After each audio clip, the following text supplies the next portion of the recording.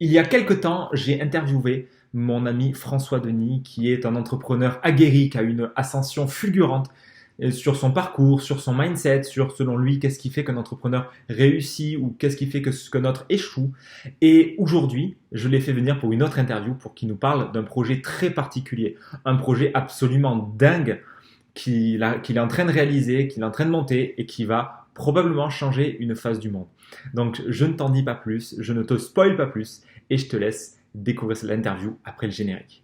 Bonjour à toi, cher Sapiens, ici Fabien, auteur du livre L'ingrédient secret de la réussite, et bienvenue dans ce nouvel épisode du Fabulous Show, l'émission qui aide les entrepreneurs qui se sentent bloqués à trouver la paix et l'harmonie, et ainsi se libérer de leurs barrières mentales, de la procrastination, du syndrome d'imposteur, et qui les aide à passer au niveau supérieur dans leur activité.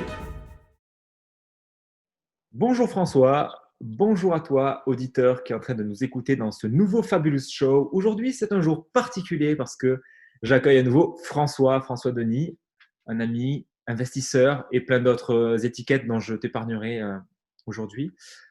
François, tu as démarré un projet colossal, tu as un gros bébé dans les cartons et aujourd'hui tu es prêt à nous en dire plus. Donc tu nous as teasé la dernière fois lors de l'interview. Si toi, auditeur, tu n'as pas encore vu l'ancienne interview de François, tu peux la regarder avant ou après comme tu veux, mais il y a beaucoup de pépites, donc je t'invite à aller la voir. François, est-ce que tu peux te présenter à nous de nouveau rapidement pour ceux qui n'ont jamais vu ta tête? Oui, bien sûr. Merci, Fabien. Là, l'idée, ça va être de parler le moins possible de moi et de plus parler, du projet et d'en tirer des choses, à la fois en porteur de projet et en tant qu'investisseur. Donc ça va être passionnant. Pour me présenter très rapidement, donc, je suis François, 29 ans, j'habite à Montpellier, investisseur, entrepreneur, start-upper et pour les intimes, conférencier, auteur, formateur. Cool, concis, efficace. François, dis-moi, bon, révèle-moi un peu le poteau rose là. C'est quoi ce projet? Moi, j'en ai entendu quelques mots en scred sous la table là. Dis-moi un petit peu de quoi il s'agit. Moi, je sais que c'est un truc assez balèze. Explique-nous. De quoi on parle? Alors, effectivement, c'est un projet qui a un gros potentiel et c'est un peu mon gros bébé puisque ça correspond à ma vision et ça va lier en fait toutes les choses que j'ai déjà faites et qui me passionnent. Donc ça va être à la fois le monde de la cryptosphère comme on dit, de la blockchain, de la technologie, de l'investissement, de la finance, du futur de la finance, et de l'économie. Voilà, c'est des questions, à la fois existentielles, mais très, très importantes, surtout aujourd'hui, en 2020, avec ce qui s'est passé, l'économie, et comment la finance a essayé de sauver l'économie. Donc, c'est complètement décorrélé aujourd'hui. Et donc, ce qu'on va lancer, alors déjà, je dis nous parce que je ne suis pas tout seul sur le projet. Donc, je le lance avec mon ami Nicolas, qui est associé. Donc, c'est aussi un entrepreneur, un investisseur. Et on avait une passion commune tous les deux. Donc, la crypto et la technologie, l'innovation blockchain. Et on a lancé ce projet donc, qui s'appelle Lord Token. Donc Lord Token, pour faire simple, c'est une plateforme d'échange crypto et token. On va revenir dessus. C'est de pas rentrer dans les détails de suite, Fabien.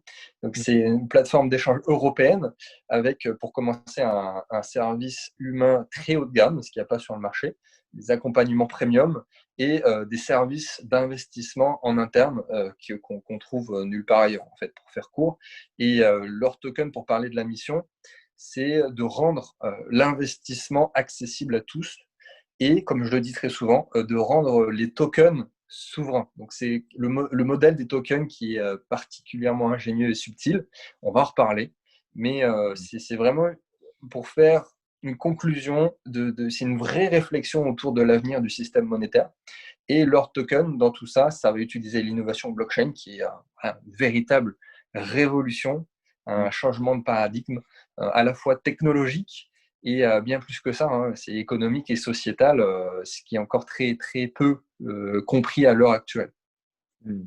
Ouais, alors j'aimerais qu'on rentre un peu plus dans le concret, effectivement, dans Bien l'explication, sûr, parce que ça, ça peut tout. être un peu flou encore. Ouais, parce que blockchain, Bitcoin, token, c'est du japonais, c'est de l'inuit pour beaucoup de gens. Donc, Tant mieux. pour ceux qui connaissent pas déjà, il y a effectivement, on va définir un peu ça. Et même pour ceux qui connaissent, il y a quand même beaucoup la vision crypto de j'investis, des gros rendements, risqués. c'est consommateur d'énergie. On a vu les fermes en Islande. Enfin, il y a beaucoup de trucs autour. C'est surtout le modèle investissement. Mais toi, tu m'en as parlé très tôt. C'est qu'il y a quelque chose de bien plus profond que juste un investissement qui permet de rapporter du cash. Il y a une philosophie, il y a un changement de paradigme. Est-ce que tu peux nous en dire un peu plus sur tout ça? Blockchain, Bitcoin, token, ça veut dire quoi tout ça? Et qu'est-ce que nous, humains, on en a à faire? Qu'est-ce que ça impacte, nous, dans notre quotidien et quel intérêt ça peut Hmm. avoir? Oui, oui, oui. Et pourquoi je fais ça, au final? C'est Ouais. Et c'est en fait l'idée. pourquoi toi tu t'y euh, intéresses et pourquoi tu œuvres là-dedans, en fait? alors, déjà, pour définir, on va faire ça très, très court. Donc, un token, en fait, en français, c'est un jeton. C'est un crypto-actif, une crypto-monnaie. Alors, je dis plus crypto-monnaie parce que c'est pas des monnaies, en fait, c'est un terme qui est utilisé, mais qui n'est pas vraiment exact, c'est crypto-actif. Et en fait, les crypto-actifs, on va dire qu'il y a deux familles. Il y a les tokens, ce qu'on appelle des utilities, qui sont servis pour être utilisés, comme son nom l'indique. Et ça, c'est l'ensemble des cryptos que la plupart des gens connaissent, en gros. Hein, pour vraiment très simple. Bitcoin, Ethereum, tout ça, c'est des tokens utilities. C'est-à-dire que ça a une utilité. Et par exemple, le Bitcoin, pour prendre le plus connu, c'est censé être utilisé pour des échanges. Voilà, des échanges financiers pour remplacer le dollar. Et ensuite, tu as une autre partie de crypto qui est beaucoup moins connue, ce qu'on appelle les securities, et qui est aussi l'avenir des cryptos. C'est censé être adossé à quelque chose qui a de la valeur dans la vraie vie. Donc, par exemple, on a de l'immobilier, on peut créer X parts d'un bien immobilier, ça va être un ensemble de tokens, de securities, et donc ça représente quelque chose de valeur dans la vraie vie. Et c'est là que ça devient intéressant d'un point de vue technologique et investissement pour tout le monde d'ailleurs. Et on arrive à la vision de la nouvelle économie. Donc, on va dire que là, ça devrait parler, mais de la fin du fiduciaire ou la fin de l'abondance avec des nouveaux modes d'organisation, nouveaux modèles économiques, avec des moteurs de vie différents. Et notre leitmotiv, c'est vraiment, on veut redonner la souveraineté monétaire aux citoyens. C'est assez simple. C'est un de nos divers slogans, dire qu'on veut on veut que les citoyens, en fait, tout simplement, restent souverains de leur richesse, pour faire simple. Hmm. Et comment ça a lieu, ça, en fait? Qu'est-ce qui fait que ça va permettre ça? Bah, ça repose, en fait, ça repose sur la technologie blockchain. Alors, pour ceux qui connaissent vraiment pas du tout, euh, et d'ailleurs, il n'y a pas besoin de le savoir. C'est un peu comme Internet. Aujourd'hui, tout le monde utilise Internet, mais on n'a pas besoin de savoir comment ça marche. On est d'accord. Ce qui donne forme à Internet, c'est le web, c'est HTTP. C'est parce qu'on peut surfer sur le web. Là, c'est un peu la même chose. C'est-à-dire que la technologie blockchain, on n'a pas besoin de savoir comment ça marche. Hmm. Enfin, le grand public n'a pas besoin. Par contre, ce qui donne forme à la blockchain, c'est les cryptoactifs. Parce qu'on va utiliser, soit avec des tokens utilities, soit on va représenter quelque chose qui a de la valeur avec les securities. Et ici, ce qu'il faut retenir, c'est qu'au final, la blockchain, c'est une technologie, c'est un protocole informatique qui fait que on désintermédiarise tout ce qui pourrait être actuellement en place, c'est-à-dire que c'est décentralisation totale en Hmm. tous les intermédiaires. Ça a une rapidité quasiment instantanée.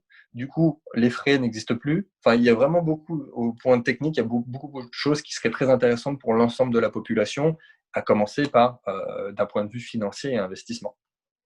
Hmm. Ok, ouais. Donc il y a quelque part ouais, un vrai changement de modèle de société. Et ça va pas créer des frictions, ça, François? Ça dépend ce que tu appelles friction, mais Avec, avec, oui, avec le, globalement, avec le fonctionnement ancien, si je puis dire. oui, bah, déjà l'idée même de la technologie, c'est d'être décentralisé et que ça soit de pair à pair.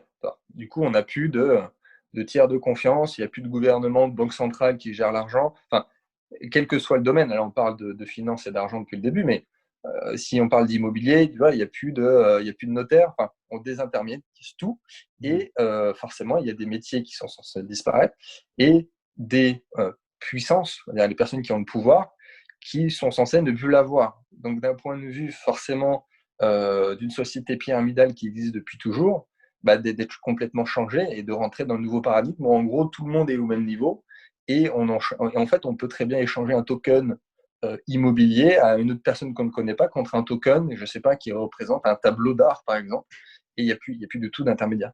Mmh. Et c'est ouais, OK, OK, très intéressant. Ce qui me vient là, je sais pas si ça fait sens ou pas, mais est-ce que c'est pas une forme de Robin des Bois des banques? Oui, oui, c'est ça. C'est ça. C'est pour ça qu'on a travaillé sur nos slogans qui ont dit ça, ramener la souveraineté monétaire aux citoyens. Ouais. Euh, Encore une fois, pour faire un focus sur l'argent, d'autant plus vu ce qui est en train de se passer sur l'impression monétaire et les milliards d'euros, de dollars qui sont imprimés tous les jours, ce qui fait que ça fait perdre de la valeur Mmh. jusqu'à un moment donné où ça n'a plus du tout de valeur. Ici, il y a un nombre fini. Voilà, c'est de pair à pair, donc il n'y a personne qui décide et à la fois tout le monde est le réseau.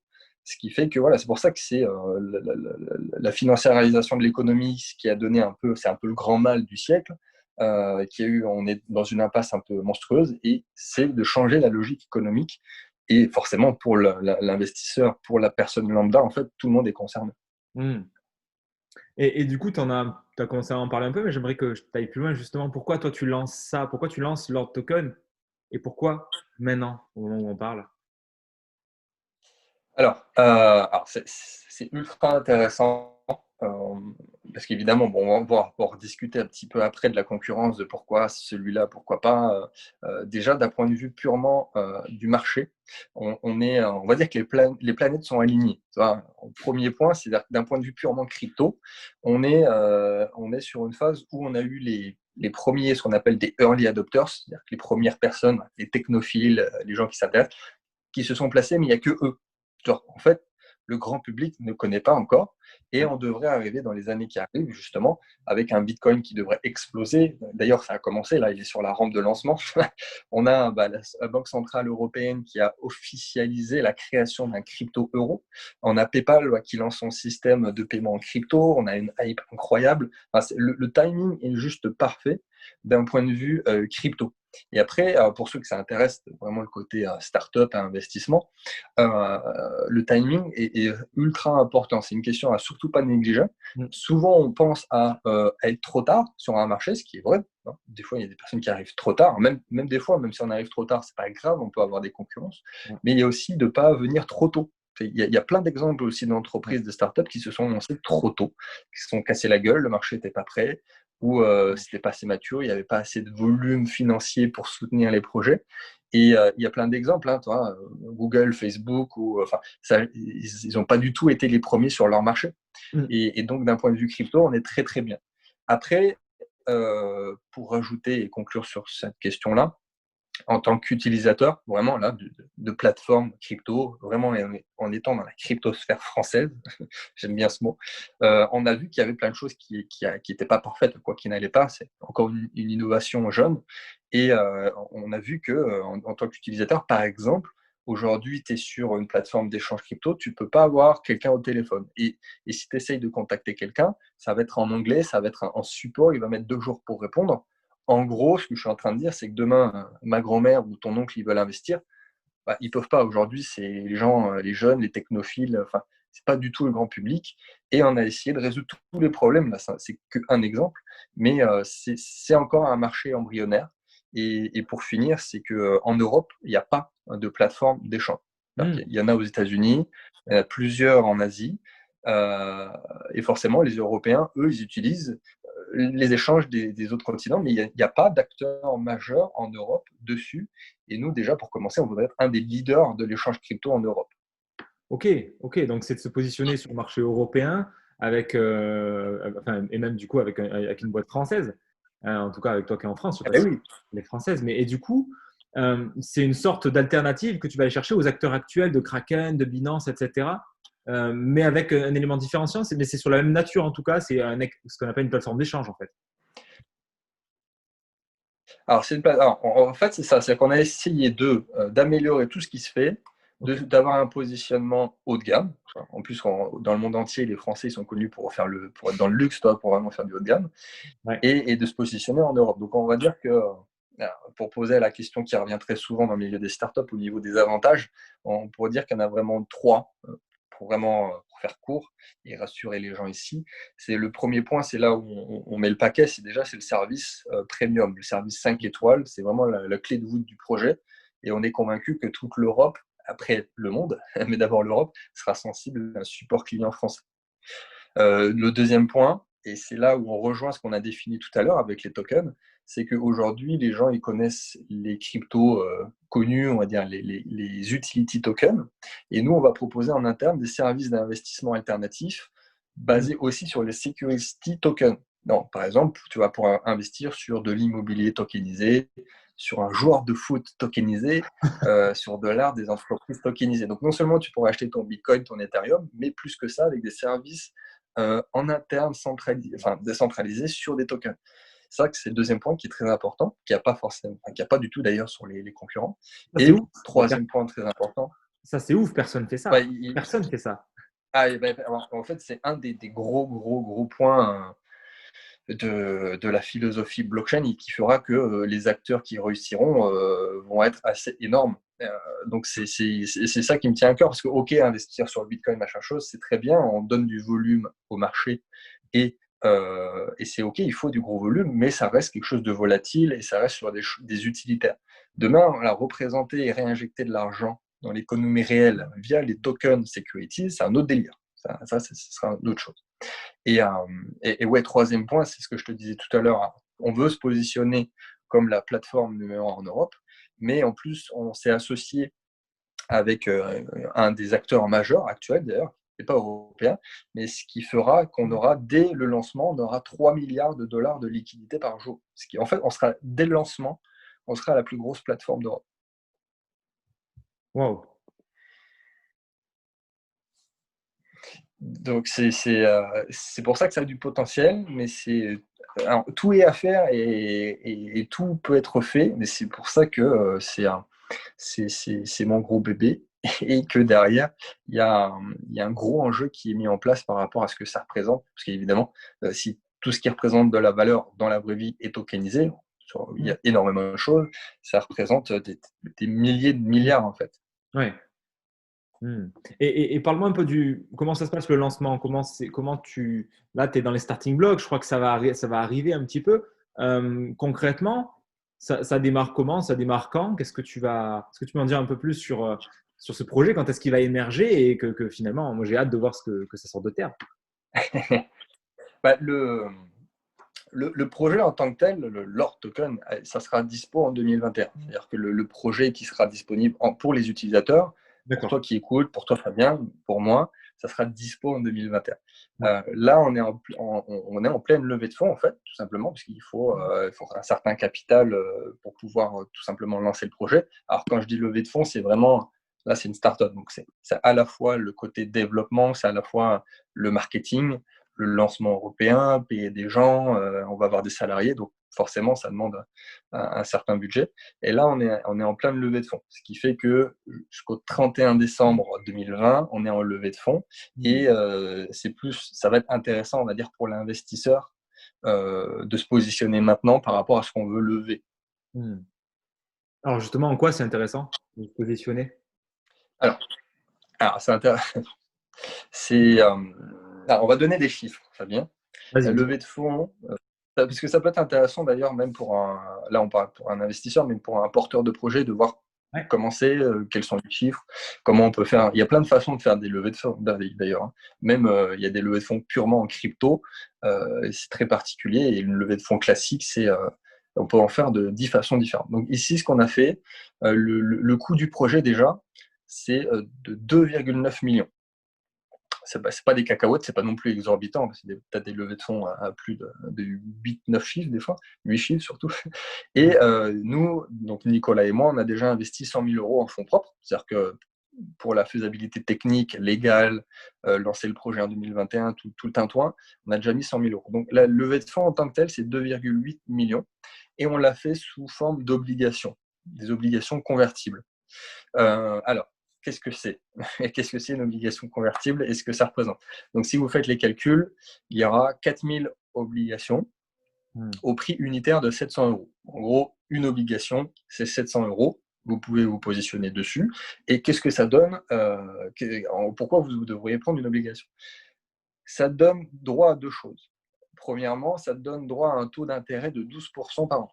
Donc là, on est vraiment sur le haut du panier des obligations. Alors peut-être que tu connais Fabien, mais en général, c'est 6, 7, 8%. Et par exemple, dans le crowdfunding immobilier, maximum, c'est 9-10%. Tu vois. Là, on a vraiment voulu taper le haut du panier obligataire. Donc, tu as 12% par an. Et en plus, ça donne le droit, en cas de conversion, on va pouvoir en parler un petit peu, mais à 0,01% de la boîte. Alors, pour une obligation, tu as 0,01% de la société. Alors, une obligation convertible, ça te donne donc non seulement le droit en tant que prêteur à être rémunéré 12% par an, et en plus, à la fin du contrat, là, en l'occurrence c'est 5 ans, soit tu récupères ton capital, donc tu récupères tes 700 euros par obligation, soit tu peux les transformer en actions qui vont prendre de la valeur à la proportionnelle en fait de la croissance de l'entreprise. C'est-à-dire que tu vas devenir actionnaire si tu fais l'entreprise fait x, bah, si tu as toujours, admettons, 1% de la boîte, bah, tu auras toujours 1% de la boîte, quelle que soit la valorisation de la boîte. Donc c'est très important pour donner un exemple. Je ne sais pas si j'ai été clair ou si j'ai été parlant, mais juste un point très important, Fabien, pour le mentionner ici, puisque ça a été très carré, justement, on a fait les choses bien. Donc c'est une offre qui fait l'objet de la création d'un document d'information synthétique qui a été soumis à l'AMF. Voilà, il faut le préciser. Et en plus, que c'est une offre qui est réservée aux résidents français. Donc, je parle bien de la levée de fonds, là actuellement, d'un point de vue de la levée de fonds obligataire qui se termine à la fin de l'année. Est-ce que j'ai été clair, Fabien, ou pas? Ouais, moi ça me paraît super clair, mais en gros, si je résume un petit peu, c'est tu as fait les choses carrées, tu as fait appel à enfin, j'ai vu l'équipe que tu as, c'est une équipe de pros, le projet est solide, quoi. Ah oui, oui, oui. C'est pas en scred, en mode. Ah bah là, on a voulu prendre les meilleurs du pays dans chaque pôle. On a voulu prendre les meilleurs avocats, par exemple. On a vraiment fait le top. Alors, pour ceux qui voudraient avoir plus d'infos et investir, vous allez simplement sur le site. Alors, on ne peut pas donner les détails aujourd'hui, mais vous avez les informations importantes, vous avez le business plan, le pitch deck, et vous avez tous les documents légaux pour investir sur le projet.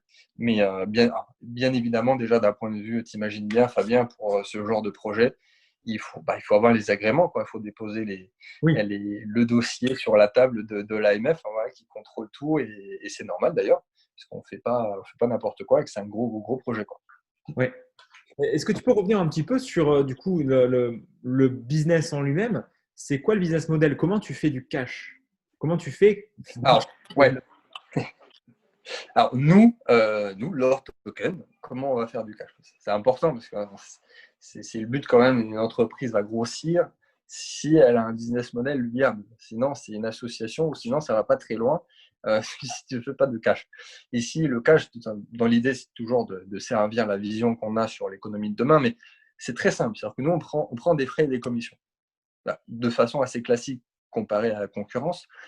Via nos services qu'on proposera en plus en interne, il y aura aussi des commissions sur les services. Mais d'après nos calculs, on a calculé qu'on devrait avoir la première année à peu près 10 000 clients. On a déjà un écosystème aussi par rapport à la communauté. On a déjà 10 milliers d'utilisateurs de plateformes déjà qui nous connaissent. Et par rapport aux partenariats qu'on a déjà mis en place, bon, je garde secret les noms, mais c'est avec des institutions françaises déjà en place, ça va nous permettre de très vite démultiplier notre exposition. Mais sur le business model, c'est on prend des frais et des commissions. D'accord, ok, tout simplement. Et donc ça, François, moi j'aime bien les projets, je suis enthousiaste et tout, ça m'éclate, je trouve ça génial, ça va révolutionner un peu le marché, en tout cas, ça paraît beau sur le papier. Est-ce qu'il y a moyen que que ton projet ne fonctionne pas? Est-ce qu'il y a une raison pour laquelle il pourrait planter? Bah ouais, oui, bien sûr. Parce on le rappelle déjà, il n'y a aucun projet où on est 100% sûr que ça va fonctionner. Il ne faut pas avoir fait d'études dans la finance pour le comprendre. Et, et dans tous les cas, on ne sait pas du conseil financier qu'on est en train de donner. Et c'est une question que j'aime beaucoup parce que c'est une question aussi que je pose à tous les porteurs de projets, de donner des points sur lesquels il y aurait des choses qui seraient de plus en plus compliquées pour réussir sur le. Donc pour répondre à ta question, nous, le plus gros challenge, en fait, c'est les régulations, quoi. C'est vraiment ça qui est le plus touchy, on va dire, aujourd'hui. Tous les pays, c'est différent. C'est-à-dire que la France avait différent de nos voisins. Il y a une vraie cacophonie entre les pays d'Europe. Donc déjà, pour essayer de mettre quelque chose qui englobe toute l'Europe, c'est pas facile. On va avoir on va dire, des avocats dans chaque pays pour pouvoir être réglementaire dans chaque pays. Ça peut changer.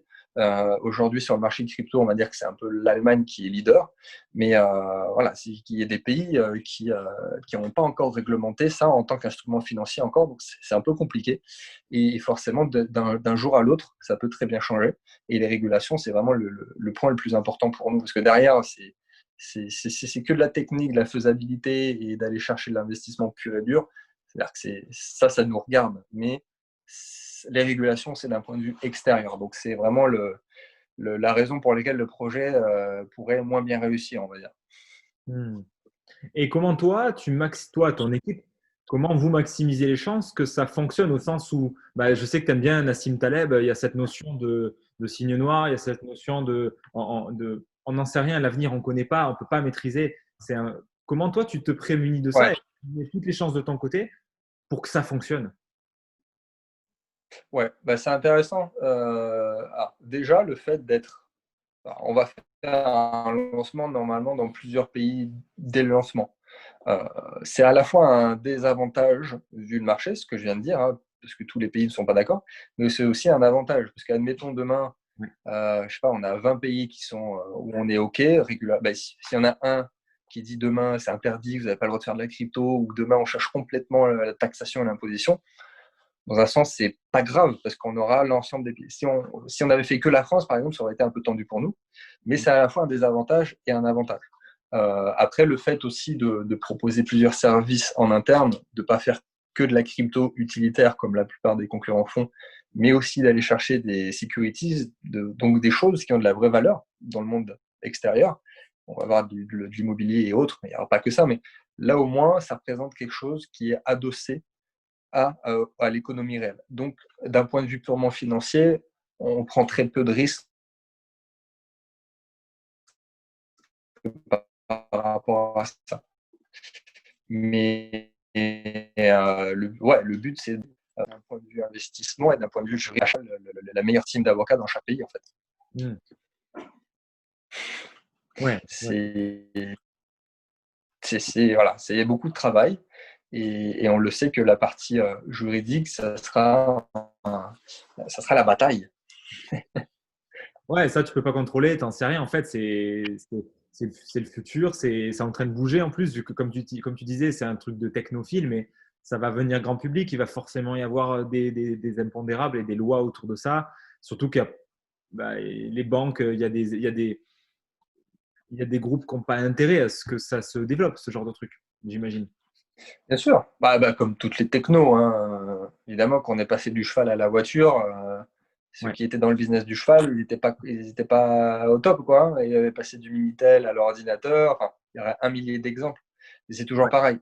Après, c'est sûr que il faut que les gens, et encore plus nous, en fait, on est persuadés que c'est une technologie qui va être mise en place et on est persuadé que l'innovation est le futur de l'économie. Sinon, si nous-mêmes on ne le croit pas, c'est mort. On ne va pas aller au bout du projet.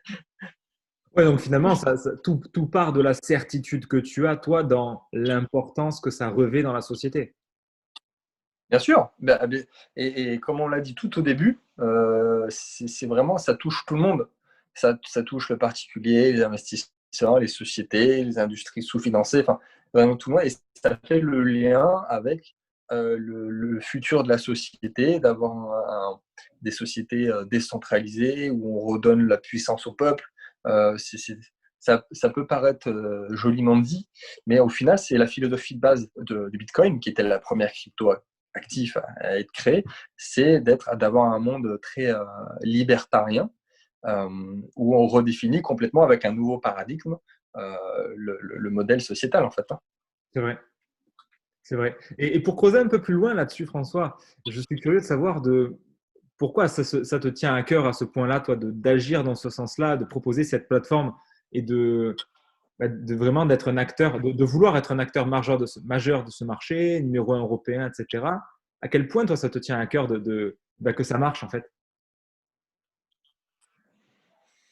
Bref, alors là, il y a beaucoup de choses à dire sur le sujet parce que c'est d'un point de vue d'être un être humain comme tous les autres, d'un point de vue de la planète aussi. C'est-à-dire que tout est lié pour moi. C'est pour ça qu'aussi j'ai dit que c'était mon gros projet parce que ça lie toutes mes passions et tous les thématiques sans se nicher dans quelque chose de particulier, même si au final, on revient au business de l'argent, ce qui est un peu la base de toutes les startups. Mais ici, c'est vraiment de revenir en fait sur le système monétaire. C'est-à-dire que c'est vraiment tous les services financiers actuels, ils sont tous désuets.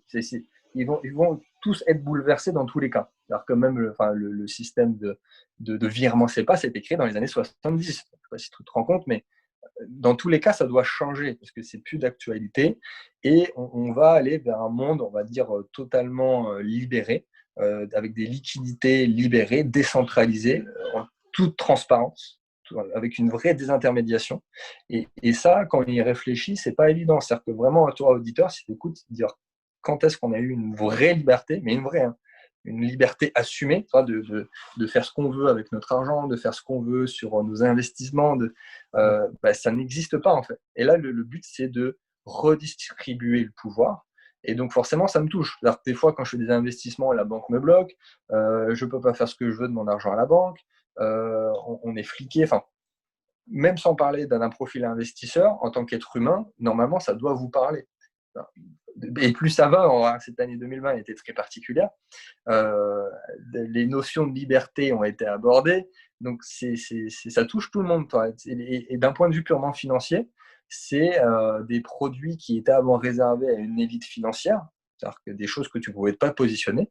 Et ici, ça va être accessible avec le principe du token, donc à quelques centimes en fait, à quelques euros, qui vont être accessibles pour tout le monde et grâce à leur token notamment. Hmm. Ouais, donc si je résume un petit peu tout ce que tu nous dis, François, on a une plateforme, un projet qui est poussé déjà par une équipe de gens qui sont juste ultra investis, ultra compétents. Tu as pris les meilleurs. Toi, déjà, tu es déjà entrepreneur, tu réussis déjà. Donc, il y a une équipe au top. Il y a un produit avec trois gros avantages. Donc, tu m'as dit quoi? Tu as dit un SAV costaud. Enfin, le projet a l'air costaud en lui-même et tu proposes aussi. Donc, ce que j'ai trouvé énorme, c'est tokenisation, tu dis d'un joueur de foot ou de l'immobilier, ça commence à peine, mais du coup, Ouais, ouais. ça veut dire qu'on peut financer un appartement à l'autre bout du monde sans passer par les banques. Ça veut dire que ouais, comme tu dis, il n'y a plus d'intermédiaire, mais pas juste l'intermédiaire de le supermarché avec les revendeurs et compagnie. C'est carrément les banques qui squeeze, c'est tous les intermédiaires qui ont tout le pouvoir aujourd'hui. Donc, Ouais, ouais. Ouais, et c'est difficile à imaginer. De toute façon, c'est le principe de l'innovation disruptive, hein. De toute façon, si tant que ça n'a pas été inventé, on ne peut pas l'imaginer. C'est le ouais. principe de l'humanité, hein. Donc, si c'est réellement disruptif, le cerveau humain ne peut pas l'imaginer. C'est la base. Et ici, ouais, il faut le voir comme une sorte d'énorme marketplace qui est uniquement créé et utilisé par l'être humain, le pair à pair, sans intermédiaire sur la banque. Et effectivement, ça c'est. Mais même là, tu as abordé succinctement le principe de se faire financer aussi. Ça, c'est un point aussi. On va aller plus loin que la plateforme. La plateforme, c'est la phase numéro un. Mais aujourd'hui, il y a quelques services qui proposent, par exemple, si tu mets X euros en Bitcoin ou en séquestre, ils vont te faire un espèce de crédit. Mais par exemple, il faut mettre 2 fois plus de fonds pour récupérer uniquement 50%. C'est bien, mais c'est pas fait pour le particulier. Demain, par exemple, oui, si tu te dis, OK, je vais tokeniser un bien immobilier que j'ai déjà, le mettre en quelque sorte en séquestre pour pouvoir récupérer des fonds, là oui, parce que tu te bases sur la valeur que tu as déjà. Et aussi te faire financer indirectement à 100 tokens qui représentent déjà ce que tu as. Donc c'est assez fou quand on creuse le sujet d'un point de vue de ce qui est possible en fait. Oui, en fait, tant qu'on ne le vit pas, on ne peut pas l'envisager. On peut cerner un peu à quoi ça peut ressembler, mais ça va être vraiment un shift monumental de société. Donc, on le verra qu'en Ouais. l'expérience et en te suivant, j'ai envie de dire. Et oui, oui, oui, d'où le potentiel du projet. Et tout reste à faire.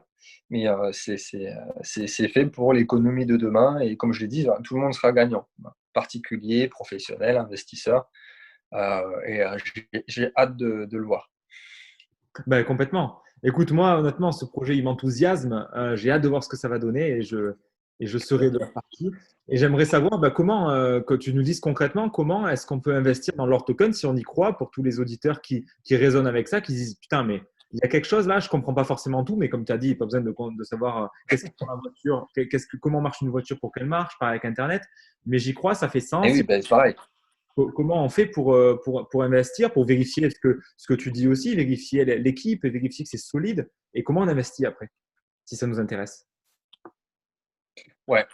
Ben, oui, carrément. Alors, juste pour revenir sur ce que tu viens de dire, c'est super intéressant parce que même moi, en tant qu'investisseur, quand je vais aider d'autres investisseurs, je leur dis, vous n'avez pas besoin de comprendre tout le projet. Parce que souvent, c'est ce que la logique des gens ont, c'est d'essayer de tout comprendre, d'aller dans les détails. Mais je préfère être convaincu que le porteur du projet, enfin que la team, c'est une team, une dream team, qu'elle va aller au bout, que de me dire que ok, le projet est potentiellement bien ficelé, sinon tu n'investis jamais et tu fais jamais de private equity, enfin, tu n'investis jamais dans des startups. Ici, pour ceux que ça intéresse, en fait, tout simplement, on a le site qui a été lancé uniquement pour la levée de fonds dans un premier temps. Après, comme on l'a dit en 2021, ça sera la plateforme en tant que telle, mais ici, le site de leur token, et il y a toutes les informations nécessaires. Donc, c'est vraiment un site vitrine, il n'y a pas énormément de choses, et vous retrouvez toutes les informations, tous les documents, le fameux pitch deck, comme on dit dans le milieu. Donc, c'est un business plan sous forme de présentation.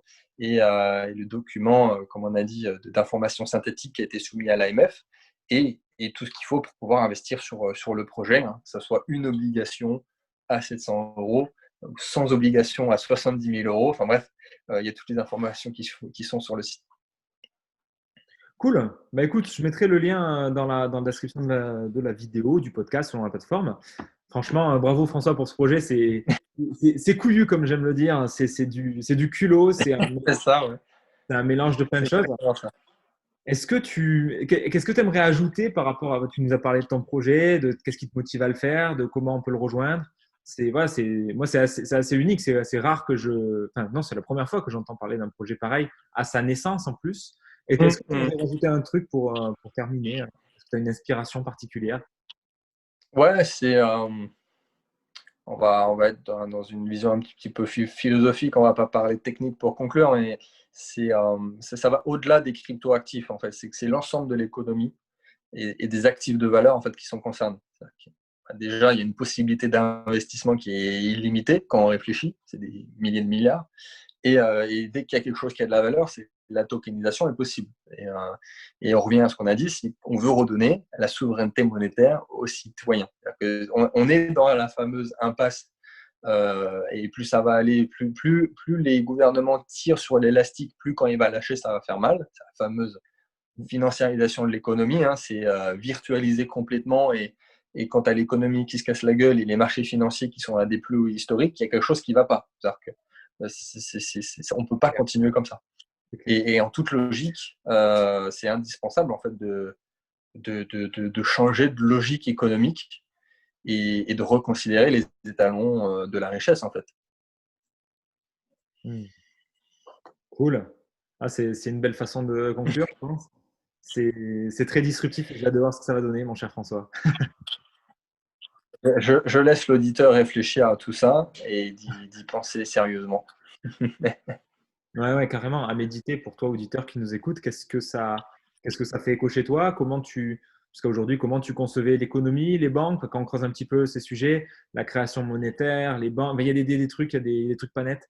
Et clairement, un shift sur le paradigme sur lequel on fonctionne, ça peut être très, très intéressant. Donc, Voilà, bon, il y a le pitch deck pour ceux qui veulent un peu de lecture. Dans tous les cas, même si vous ne voulez pas investir, le pitch deck est là pour vous donner un petit peu d'informations sur les sujets. yes, excellent. Merci François encore pour ta deuxième venue. Merci. Vivement la troisième. Merci à toi, Fabien. Yes. Nous arrivons au terme de cet épisode. Si tu l'as apprécié, pense à mettre un pouce pour indiquer à l'algorithme que ça t'a plu. Tu peux aussi commenter et partager si tu penses que des personnes autour de toi peuvent être intéressées par le projet de François. Tu trouveras dans la description le lien de Lord Token si tu as envie de pousser un petit peu le sujet et de voir ce que c'est concrètement. Tu peux aussi, si tu fais partie des entrepreneurs qui procrastinent et qui ont du mal à passer à l'action sur ce qui est important pour toi, tu peux récupérer la checklist des agisseurs qui t'aidera à passer à l'action là tout de suite dans les 5 prochaines minutes sur l'action qui est difficile pour toi en ce moment. C'est tout pour aujourd'hui. Passe une fabuleuse journée et à très vite dans le prochain épisode.